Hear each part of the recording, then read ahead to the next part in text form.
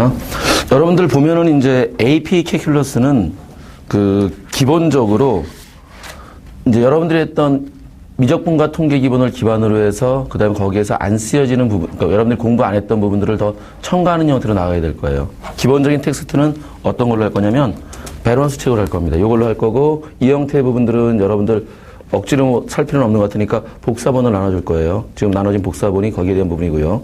그 다음에 또 하나는 보조교재는 요걸 쓰는 겁니다. 이게 보조교재인데 요거는 한글판이기 때문에 굉장히 나오는 내용에 대해서 짧게 요약되어져 있는 거예요. 그래서 여러분들은 짧게 이제 그런 내용이 무엇이다를 알 때 이 형태 모양을 취하면 됩니다. 근데 이제 우리가 보면 이제 차이점들 하나 인식을 해야 됩니다. 여러분들이 보면 이제 미적분학과 통계 기본에서 배우는 여러분들이 배웠던 미적분학은 사실은 뭘 다루는 것이냐면 함수를 다루는 거예요. 그러니까 그 전에 했던 수학적 내용들이 수나 문자, 행렬 이런 것들을 다루는 수학적 내용들이었다면 미적분학은 함수를 다루는 거예요. 여러분들이 무엇을 했는지 생각해 보세요. 주어진 함수를 뭐래죠? 미분하죠. 그래서 미분을 통하여 이 함수들에 대한 성질들을 찾아내는 겁니다. 그리고 그러한 형태들에 대해서 또 적분을 통하여 이런 함수들이 이루고 있는 2차원적인 구조, 넓이나 아니면 부피에 대한 형태 모양들을 확정해내는 것이거든요. 근데 실제로는 근데 이런 상태에서 만들어지는 이 미적분학과 통계에서의 이 파트는 사실 제한되어 있습니다. 왜 제한되어 있냐면은 여러분들이 경제까지, 그러니까 문과 학생들의 용도로 만들어졌기 때문에 경제경에서 필요한 부분까지로 한정되어져 있던 거예요. 그 부분을 확장하는 것이 이쪽 수업의 목적이 되어집니다. 그러면은 무엇이 달라지느냐? 사실은 함수가 달라져요. 미적분학과 통계 기본에서 다뤘던 미분적분의 대상은 함수가 어떤 걸로 제한되어져 있냐면 다항함수로 제한되어져 있습니다. 그래서 여러분들은 무엇을 찾았던 거냐면 아주 기본적인 형태로 여러분들이 했던 미분적분에 대한 모양은 이런 꼴만 다뤘던 거예요. fx라는 것을 an, xn 더하기 an 마이너스 xn 마이너스 1 더하기 점점점 더하기 a1 x 더하기 a0의 형태로 표현되어졌던 다항함수들을 다루었던 것이죠. 이 다항함수를 우리는 확장하는 겁니다. 근데 실제로 함수의 형태 구조를 잘 보면 다항함수의 꼴이 웬만한 걸 다 가지고 있습니다. 왜냐하면은 xn제곱의 형태에서 다항함수라고 하는 것은 일반적으로 n이 자연수일 때가 0과, 그러니까 자연수와 0일 때가 다항함수의 꼴인 겁니다. 그러나 이 형태에 대한 부분을 조금만 확장해 보면 x의 n제곱에서 우리가 이제 n에 대한 조건을 우리가 보면 여기서 n에 대한 조건을 이걸로 제한시킨 거죠. n이 자연수나 0에 대한 모양으로 따진다면 이 형태에 대한 조건이 바로 다항함수의 형태로 표현된다 그랬죠. 그렇지만 잘 생각해보면 n이 만약에 음의정수는 그게 바로 뭐가 되는 거예요? 음의정수의 형태 모양을 다루게 되면 그 형태는 유리함수에 대한 형태의 범위로 확장되어지고요. 그 다음에 또 하나 n이 어떤 범위로 확장되어지면 유리수지수까지 여러분들 확장했던 거 기억을 하죠? 이 형태 모양으로 확장되어지면 그것이 무리함수에 대한 내용까지를 다루고 있었던 거예요. 근데 사실은 이 형태에 대한 조건에서 우리는 다항함수에 대한 조건으로 미분조건을 해석하고 있었지만 실제 확장된 의미에서도 x의 n제곱에 대한 미분법은 다항함수처럼 그대로 적용합니다. xn제곱에 대한 적분법은 역시 다항함수에서 썼던 공식처럼 그대로 적용되어집니다. 그렇기 때문에 우리는 이 부분에 대한 조건들은 다항함수나 유리함수, 무리함수까지에 대한 내용들은 사실은 그 전에 배웠던 내용으로 그대로 우리가 표현할 수가 있다는 뜻이 되어져요. 근데 물론 그걸 다루기 위해서 몇 가지 더 스킬적 요소가 더 필요합니다. 일단 그러니까 이 형태의 꼴들은 우리가 충분히 다룰 수 있는 겁니다. 그럼 여기서 넘어가서 우리가 다루지 못했던 부분들을 따져야겠죠. 그것을 우리는 이름하여 무엇이라고 하느냐? 초월함수라고 이름해요. 초월함수를 다루는 것, 이것이 이제 여러분들이 지금부터 배워야 되는 부분들인 겁니다. 그러니까 여러분들은 이 조건에서 무엇들을 안 배웠느냐? 우리가 미분을 따지기 위해서 넘어가는 것이 바로 뭐였죠? 극한과 연속성입니다. 그렇죠? 그러니까 이 함수의 조건에서 여러분들이 처음에 배워야 될 것이 초월함수의 극한, 초월함수의 연속성에 대한 개념이 되어져요. 그런데 이 형태는 어차피 초월함수도 함수의 부분이기 때문에 극한적 특징과 연속에 대한 정의는 변화되지 않습니다. 단지 여기서 나타난 초월함수의 극한적 요소들을 연습하는 게 필요한 거예요. 그래서 이 부분에 대한 연습이 필요합니다. 근데 이때 초월함수라는 것은 무엇을 의미하느냐? 초월함수는 세 가지를 의미합니다. 첫 번째, 삼각함수. 초월수를 먼저 표현하는 게 편하겠죠. 여러분들이 가장 대표적으로 알고 있는 초월수, 수에 대해서 초월수라는 것이 존재하거든요. 대수적인 수에 대한 상대적 개념입니다.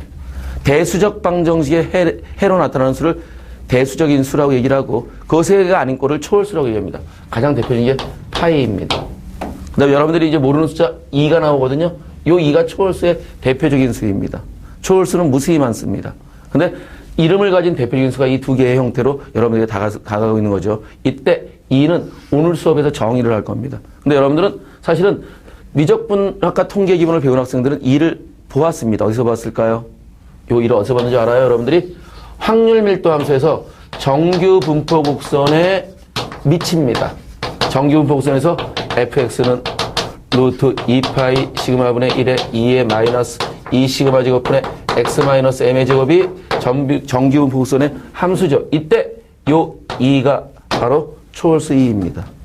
그래서 이제 여러분들은 이런 형태를 다 다루면 어느 정도 미분과 적분에 대한 상위 개념을 접하게 되어질 거예요. 자, 그러면 여기서 삼각함수가 파이 쪽에 해당되어지는 초월수에 대한 모양인 거죠. 이때 삼각함수 형태는 다음과 같은 6가지를 다루는 겁니다. fx는 sin x, cosine x, 탄젠트 x, 시컨트 x, 코시컨트 x, 코탄젠트 x에 대한 형태 모양들을 다루는 것. 그 다음에 무엇이 나타나냐? 지수함수가 나타나요. 지수함수는 기본적으로 fx는 ax제곱곱이 일반형이지만 우리는 2의 x 요 형태 모양까지도 우리는 생각을 하게 될 겁니다. 자, 그 다음이 로그 함수입니다. 로그 함수는 우리가 여러분들이 수1에서 배울 때 어디까지만 처리했었냐면 밑이 a인 로그를 처리를 했고 이 형태에서 요 형태에서 어떤 것을 또 알고 있냐면 밑이 10인 경우를 상용 로그라 해서 특별히 우리는 로그 x라고 해서 밑을 표현하지 않지요. 그런데 이제 자연 로그 하나가 등장을 합니다. 뭐냐면 밑을 2로 갖는 로그인 거예요. 그 형태에 대한 모양은 로그 2의 x의 형태로 표현되고 일반적으로 이 형태에 대한 조건에서 ln 자연 로그라고 표현되기 때문에 내추럴 로그의 앞자를 쓴 ln x의 형태로 표현되고 하나 조심해야 될 게 나와요. 여기에서 로그 x를 쓰면 이제는 여러분들도 어떤 거냐면 문과 쪽에서의 형태는 진법적 구조에서 나타나는 숫자의 계산에서 나타나는 밑이 10인 로그가 중요하지만 사실은 일반적인 함수에서는 밑이 2인 로그가 훨씬 더 중요합니다. 훨씬 더 자연계 쪽에서 많이 쓰여지는 개념들이기 때문에 그래요. 그래서 여러분들이 보면 이때 만약 밑이 없다 그러면 특별한 언급이 없으면 이제는 밑이 없을 때 로그는 상용 로그가 아니라 자연 로그가 밑이 없는 로그입니다. 근데 보통은 그 형태에 대한 부분들을 구별해 주기 위해서 보통은 자연 로그는 그냥 밑을 안 쓰고 상용 로그는 밑을 안 쓰고 자연 로그는 보통은 ln을 많이 쓰는 거예요. 그런데 언급이 없는 상태에서 여러분들이 접근해 가면 언급이 없을 때는 일반적으로 자연 로그가 더 기본적인 로그입니다. 그래서 밑이 없으면 자연 로그인 거예요. 그러나 보통은 이 두 개의 부분들을 아마 초기 단계에서 정의를 취할 겁니다. 그래서 여러분들이 혼동성을 없애줄 거예요. 그러니까 이 형태의 부분을 구하는 것이 우리의 목적이 되어집니다. 자, 일단은 그런데 여러분들이 이제 함수는 다 알고 있지만 기본적으로 얘네들이 말하는 용어적인 부분들이나 이런 내용들을 알아야겠죠. 여기서 그래서 오늘 수업은 총 6번으로 구성되어져 있습니다. 첫 번째 수업은 함수와 극한 연속성에 대한 수업이 되는 거고요. 두 번째 수업은 미분법에 대한 수업이 되어집니다. 세 번째와 네 번째 수업은 적분법이 어려워요. 적분법에 대한 수업이 되어지고요. 다섯 번째 수업은 미분방정식이라는 것입니다. 기본적인 미분방정식에 대한 내용들을 배우게 될 거고요. 여섯 번째 수업은 시퀀스와 그다음에 테일러 급수에 대한 얘기가 될 거예요. 그래서 여러분들이 그 내용들이 다 안 배운 내용들인 겁니다. 근데 그 부분들은 부담 가질 필요가 없는 게 어려운 부분들이 아니고 연습이 필요한 부분들이기 때문에 그냥 여러분들이 짧게 내용 배우고 연습을 하면 충분히 했던 내용들을 가지고 여러분들이 처리할 수 있는 부분들이 되어져요. 일단은 여러분들 여기를 펼쳐봅니다. 어디를 펼쳐보냐면은 차례를 한번 보는 것도 괜찮습니다. 차례를 딱 보면 맨 앞에 차례가 컨텐츠라고 표현되어 있죠. 자, 컨텐츠라고 표현되어 있는 이 내용을 짧게 보면 어떤 걸 배우는지를 알 수가 있게 되어지거든요. 그럼 여러분들 처음 해보세요. 인트로덕션하고 그 다음에 다이어그노스틱 테스트는 생략할 겁니다. 그러면은 처음부터 이제 처음에 나가면 펑션스라고 되어 있죠. 두 번째 리미트 앤 컨티뉴티가 되겠죠. 이게 첫 번째 수업하는 내용이 1.2절이 되어질 거고요. 세 번째 디퍼런시에이션이라고 되어 있죠. 그 부분과 네 번째 어플리케이션이라고 되어 있는 그 두 개의 부분들이 오늘 두 번째 수업할 내용이 될 거고요. 그 다음에 다섯 번째, 안티 디퍼런시에이션이라고 되어 있죠. 그게 부정적분입니다. 그러니까 실제로 인테그리라고 표현되는 것이 아니라 안티 디퍼런시에이션이라고 표현되어져서 미분의 역으로 표현되는 것이 부정적분의 정의인 겁니다. 보통은 그러니까 디파이나이트 인테그랄에 비해서 파이나이트 인테그랄을 표현하기도 하는데 일단 이 형태에 대한 모양은 안티 디퍼런시에이션의 용어가 맞는 용어입니다. 그 다음에 디파이나이트 인테그랄스라고 되어 있죠. 그 부분이 이제 우리가 세 번째 수업하는 내용. 그 다음에 7장의 형태, 어플리케이션 오브 인테그레이션, 이 형태에 대한 부분이 7절, 8절에 대한 부분이 네 번째 수업하는 부분. 그 다음에 아홉 번째 챕터가 디퍼런셜 이퀘이션이라고 되어 있죠. 그게 미방이거든요. 그 형태가 우리가 다섯 번째 수업하는 내용. 그 다음에 챕터 10, 시퀀스 앤 시리즈하고 11. 그러니까 11번째 챕터하고 그 다음에 12번째 챕터, 테일러 급수의 특별한 경우입니다. 이 경우에 대한 것들은 연습이 필요한 부분들이거든요. 이 부분들을 써줄 거고요. 그 다음에 그래프나 이런 내용들을 그리는 것 때문에 계산기가 필요합니다. 계산기 사용법은 지금 현재 해봐야 여러분들이 가지고 연습하는 시기가 필요하니까 그거는 나중에 처리를 해줄게요. 자, 그러면은 일단 짧게 펑션스들을 먼저 보고 갈 겁니다. 보면은 이제 펑션스를 보면은 자, 여러분들 보면 데피니션을 알고 있습니다. 넘어갈 겁니다. 첫 번째 있는 데피니션은 알고 있기 때문에 그냥 여러분들 쉽게 읽어보세요. 이그젠플1에 보면 어떤 것들이 있죠. 그 위에 보면 자, 그 이탈릭체로 쓴 것들이 뭐냐면 이 책에서 용어의 약속을 이탈릭체의 형태로 표현하고 있는 거예요. 펑크션 F에 대한 부분들을 표현했죠. 그 다음에 도메인이라는 게 있죠. 도메인이 뭐죠? 정의역입니다. 레인지라는 것이 있죠. 레인지라는 형태가 바로 뭐냐면은 그 형태가 공역입니다. 그 다음에 뭐라고 되어 있죠? value of f at a라고 되어 있죠. value라는 것이 함수값입니다. 그 다음에 도메인의 원소 element in the domain are called inputs라고 되어 있죠. 그게 바로 독립변수입니다. 그 다음에 output 종속변수입니다. 그러니까 이런 형태의 용어들이 조금씩 다를 뿐이니까 그 형태의 부분을 읽어주면 돼요. 그래서 example1은 함수에 대해서 기본적으로 이런 식으로 표현하고 있구나. 그러니까 어렵지가 않으니까 용어적인 부분들이 익숙해지고 그냥 그 내용들만 봐주면 됩니다. example1, example2는 여러분들이 그냥 영어로 되어 있는 수학책이 이렇구나라는 구조를 보는 형태로 넘어가면 돼요. 지금은 쭉쭉쭉쭉 넘어갈 겁니다. 내용적인 부분들 보고 어려운 파트들이 아니니까. 근데 이런 기호들은 처음 봤을 거예요. 68쪽에 보면 함수의 연산을 표현하고 있거든요. 어떤 형태가 표현되냐면 우리가 함수를 더할 수 있었나요? 이런 것들은 고등학교 수학에서 안 했었지요. 그렇지만 이제 두 개의 함수를 더한다는 의미는 어떻게 받아들이는 것이냐면 이 형태는 이렇게 정의되어지는 겁니다. 도메인이 동일해야 됩니다. 정의역이 같은 상태에서 그냥 쉽게 이렇게 생각을 하세요. 이 상태에서 이 함수는 정의가 뭐냐면 f 플러스 g에 이런 함수를 약속하면 이 형태는 두 함수값을 합하는 함수입니다. 그냥 동일한 정의역에서 합하고 빼고 상수배하고 곱하고 나누는 것이 그대로 가능한 거야. 그냥 함수값들의 합곱에 대한 형태의 모양을 그대로 표현할 수 있습니다. 근데 우리가 실제로 고등학교 과정에서는 이런 함수를 쓰질 않아요. 그래서 여기서 보면은 이런 모양들을 쓰고 그 다음에 구분쉽게 이해하지만 여러분들이 몫을 잘 이해를 못하거든요. 나누는 형태, G분의 F 이 형태에 대한 모양을 이 형태를 쓰는 단어가 쿼션트라는 단어를 많이 써요. 여기서 보면 쿼션트가 몫입니다.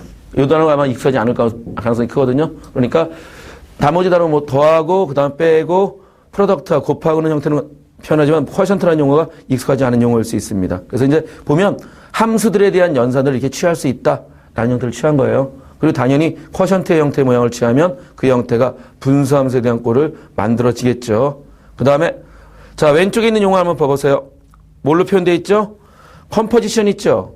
68쪽 왼쪽에 보면 이것들이 다 용어이고 그 형태가 컴포지션은 뭐겠어? 합성함수입니다.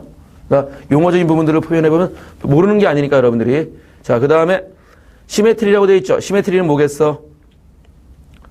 시메트리는 대칭성이야. 너네들 우함수, 기함수 알고 있죠?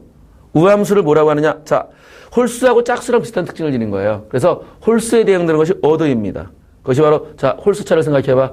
홀수 y는 x의 세제곱 무슨 함수니? 기함수지. 실제로 숫자에서도 마찬가지입니다. 그러니까 그 홀수에 대한 형태가 오드 넘버입니다. 짝수가 이븐 넘버거든요. 그래서 펑크션이 오드 앤 이븐이라고 표현되어진다면 그 특징은 오드라고 표현된 것은 여러분들이 알고 있는 기함수 2분이라고 표현되어 있는 것은 여러분들이 알고 있는 우함수 이런 형태로 표현되어지고 그 형태가 시메트리입니다. 각각 원점에 대한 대칭과 y축에 대한 대칭성에 대한 모양들을 가지고 있는 거지. 자, 69쪽에 오른쪽도 표를 보세요. 오른쪽에 그러니까 왼쪽과 오른쪽에 있는 게 용어인데 이거는 용어를 이석역에서 표현하는 거니까 금방 쉽게 넘어가거든요. 인버스라는 용어는 역함수입니다. 근데 역함수가 존재하기 위한 조건들은 당연히 알고 있는 것이죠. 1대1 대응이 충족되어야만 역함수에 대한 꼴이 존재합니다. 이거는 어렵지 않다는 걸 이해를 하겠죠. 그 다음에 70번 제로스라는 것은 그 형태에 대한 제로스는 어떤 것을 의미할까요? 실제로 그 형태의 절편입니다. 함수값들이 fx가 제로가 되어지는 것 그것은 뭐라 그래? 절편인데 여기서 뭐라고 되냐? 절편은 인터셉트라고 표현되어 있죠. 여러분들 보면 제로스 옆에 보면 x 인터셉트라고 표현되어 있죠. 그 형태가 절편입니다. y 인터셉트가 y 절편이 되는 거야. 그러니까 각각 잘려진 그 형태에 대한 모양들로 표현되어져 있고요. 그 다음에 이제 그럼 일반적인 함수에 대한 약소라면 B 스텝으로 B로 가서 스페셜 펑션이라고 표현되어 있죠. 특별한 함수들 absolute value입니다. 절대값. 그 다음에 greatest integer 가우스 기호겠죠. 그리고 그 형태에 대한 그래프들의 모양들이 쭉쭉쭉 모양이 표현되어집니다. 근데 나중에 가면 그래프는 우리가 계산기를 여러분들 캐큘레이터를 나중에 사야 될 거거든요. 캐큘레이터를 통해서 우리는 뭘 할 거냐면 거기 입력을 통해서 그래프에 개형 그리는 거나 그런 모양들을 볼 겁니다. 근데 함수가 내장되어 있기 때문에 그거는 그냥 여러분들이 입력만 하면 그래프의 모양들이 등장을 합니다. 그러니까 부담을 가질 필요가 전혀 없어요. 그것도 사용법에 대한 것도. 그래서 보면 근데 그 형태의 모양을 보면은 72쪽을 보면 example 9에 표현되어 있죠. 그러면 여기서 이제 뭐라고 쓰여 있는 거냐면 example 9에 그냥 그 내용을 보면 let fx는 x세제곱 마이너스 3x제곱 플러스 2에 대해서 graph the following functions on your calculator in the window 마이너스 3 곱하기 3에서부터 마이너스 3 곱하기 3은 뭐냐면 여러분들이 이제 나중에 입력을 할 때 이런 식으로 입력을 해주면 입력에 대한 부분을 잡아주면 마이너스 3 x의 범위 그러니까 정의역이 마이너스 3에서 3까지 치역이 마이너스 3에서 3까지 형태 그래프의 개형이 이런 식으로 그려집니다. 그냥 함수에 입력을 해주면 그래서 이거는 그 모양이 이렇게 그려지는 거고 그려라는 뜻입니다. 이건 나중에 넘어갈 부분이고요. 자, 그 다음에 이제 넘어가 보면 C 뭐라고 되어 있는지 볼까요? Polynomial and other rational function이라고 되어 있죠. 폴리노미얼 다항함수입니다. 73쪽에 이제 그러니까 지금 굉장히 안 빠르죠. 여러분들 그냥 용어만 쫙 보고 알고 있는 내용들을 약속하고 있는 거니까요. 73쪽 됐고 레셔널 펑션이 뭐겠어? 당연히 분수함수입니다. 자, 그 다음에 D 트리고노메트릭 펑션이죠. 삼각함수입니다. 트리고노메트릭 펑션이 삼각함수. 여기서 또 용어가 몇 가지 더 나옵니다. 뭐가 나오냐면 74쪽을 가보세요.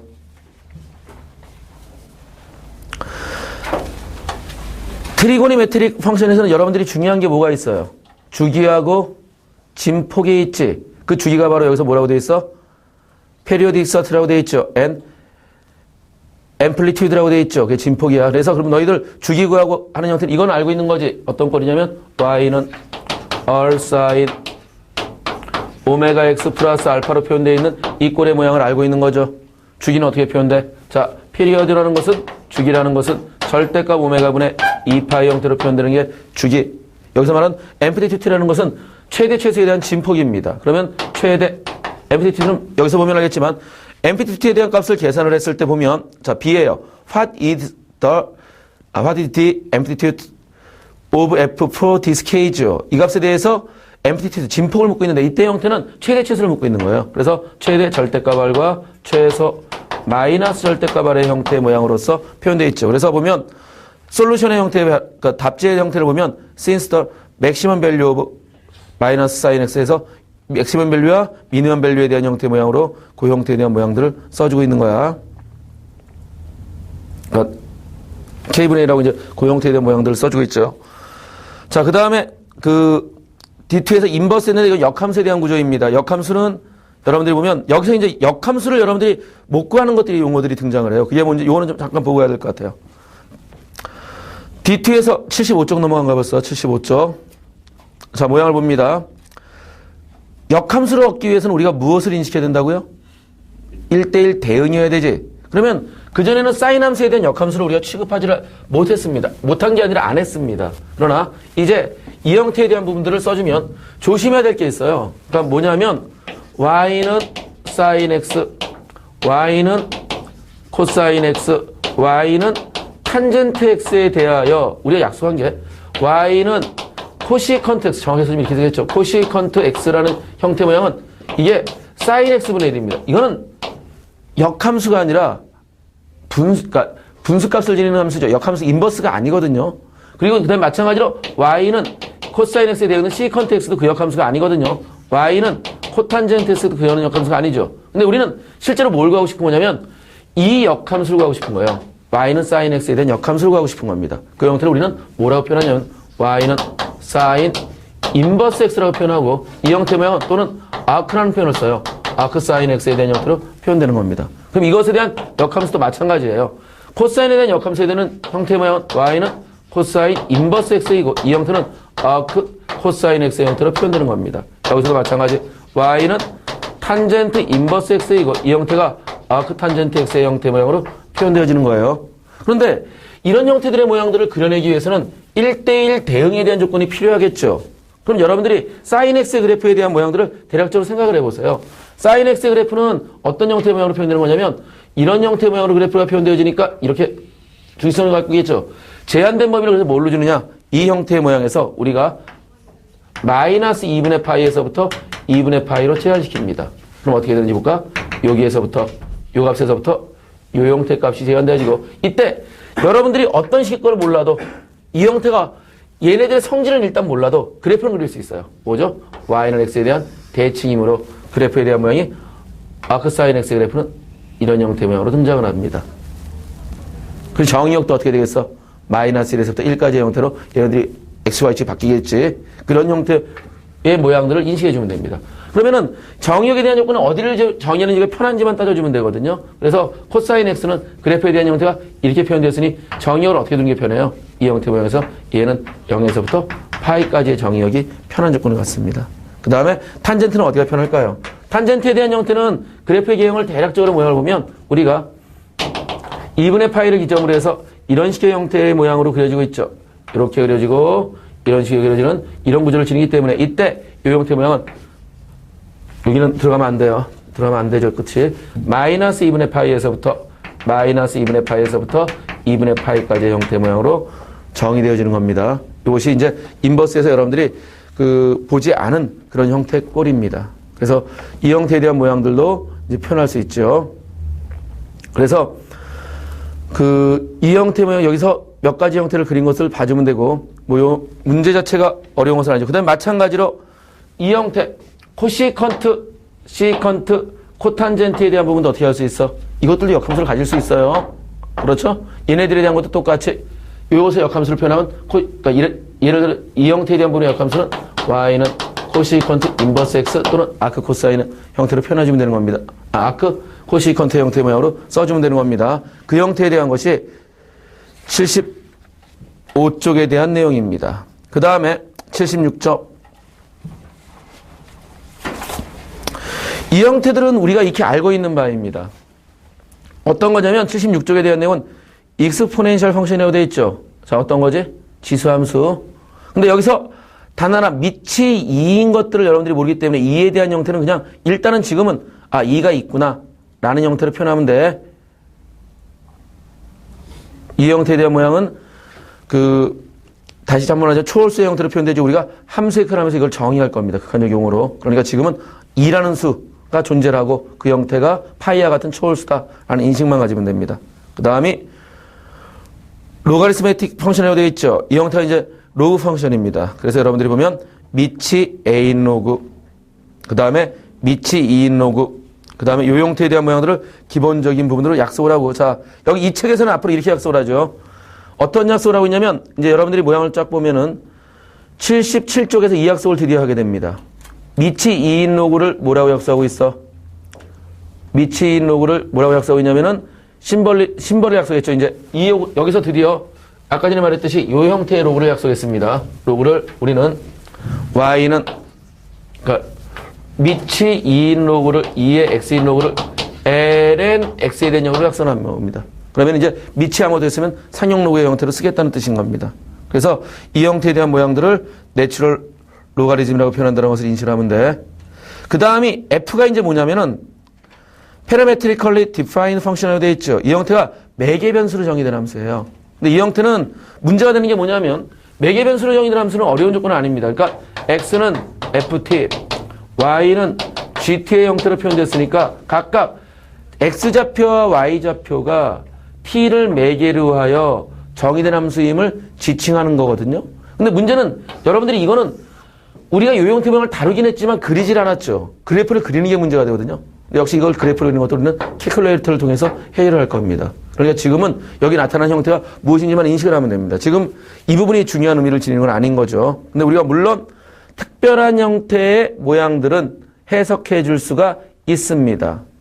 특별한 형태의 모양들은 해석해 줄 수가 있습니다. 그래서 여기서 보면 매개변수 방정식 parametric equation이라고 표현된 것과 그 다음에 t를 표현하는 것이 페라메타이다, 매개변수라는 것을 표현해 주는 거고, 이그젠플 12는 아주 유명한 꼴이죠. 이게 당연히 어떤 꼴인지 알겠어? 여러분들은 참 이 형태도 모를 수 있습니다. 나중에 이것도 표현해 주시면 이런 형태로 표현되는 게 여기서 보면 용어 모르는 게 몇 가지 하나 나오는 거 이것이 있을 거야. 뭐냐면은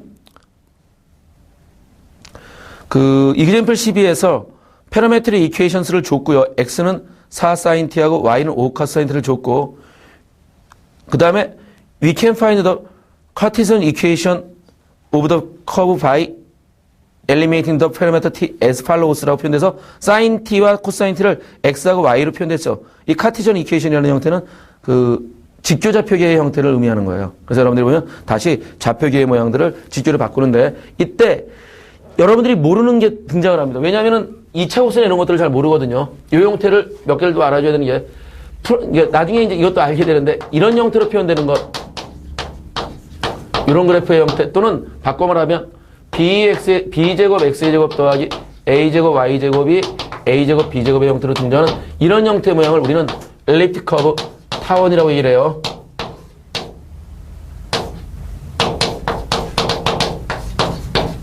엘립틱 커브입니다. 타원인데 지금 얘가 타원이에요. 그러니까 쉽게 원에 대해서 찌그러진 형태 모양인데, 이 형태들은 삼각함수를 매개변수로 했을 때 나오는 주된 곡선 중에 하나입니다. 그래서 이런 형태들은 나중에 용어적인 부분을 정리된 것들을 다 줄 겁니다. 한번. 그래서 용어를 한번 쫙 훑을 거예요. 지금 현재는 그냥 뭐 매개변수식에 대해서 얘네들이 이제 그걸 쓰고, 보통은 어떤 예를 많이 드는 게 편할까요? 우리가 이런 예를 많이 들면 편하죠. 여러분들이 이제 요 조건에서 가장 대표적으로 쓸 수 있는 게 이런 걸 쓰면 편한 거죠. y는 3 코사인 t하고 y는 3 사인 t를 쓰면 이게 굉장히 많이 드는 예죠. 이걸 매기라는 것이 바로 뭐야? x제곱 더하기 y제곱이 9, 그러니까 3의 제곱의 형태로 표현되어지는 원인 거죠. 근데 이제 요 개수가 달라지면 그게 바로 뭐가 된다? 타원이 되는 거야. 그래서 이런 조건들이 여기서 표현된 겁니다.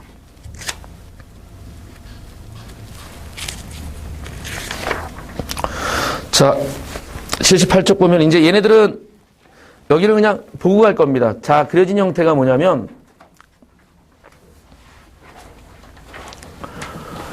이제 모양을 보면 이런 식으로 바뀌는구나 라는 걸 인식을 하게 되죠. 여기서 이제 이그젠플 13번 같은 경우에 이런 그래프의 형태를 나타내는 것이 바로 뭐냐면 2차 함수를 옆으로 누워놨죠. 근데 이런 형태에 대한 모양들이 패러볼라입니다. 얘네들은 포물선으로 표현되는 형태 모양으로 표현되어져요. 근데 지금은 그냥 이런 형태 모양들을 놔둬도 상관이 없고요. 그 다음에 이그젠플 14, 잘 보면 알겠지만 이그젠플 14 같은 형태의 유형들은 여러분들이 두려움을 가질 필요가 전혀 없습니다. 왜냐하면 캐큘레이터를 쓰는 문제들입니다.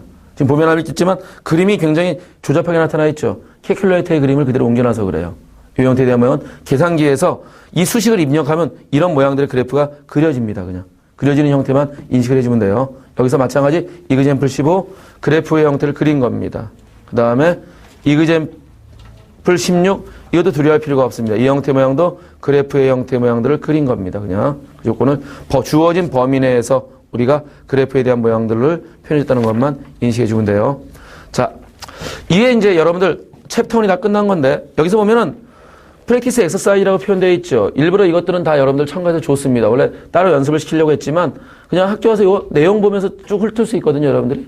그러니까 틈틈이 그냥 용어하고 이런 거 익히는 형태에서 보고 답도 그 뒤에 첨가되어 있어요. 그러니까 용어 익히는데 여러분들이 주력해서 보면 되고요. 뭐 그래프를 그려라 그러면 그때는 그냥 일단 놔두십시오. 체크해놓고 놔둔 다음에 나중에 캐큘레이터를 사서 그 형태 모양을 입력해서 쓰는 법들을 연습해주면 될 겁니다. 그래서 이렇게 되면 펑션스가 끝났습니다, 이제. 어떤 내용인지 알겠죠? 자, 그 다음 챕터 2를 갑니다.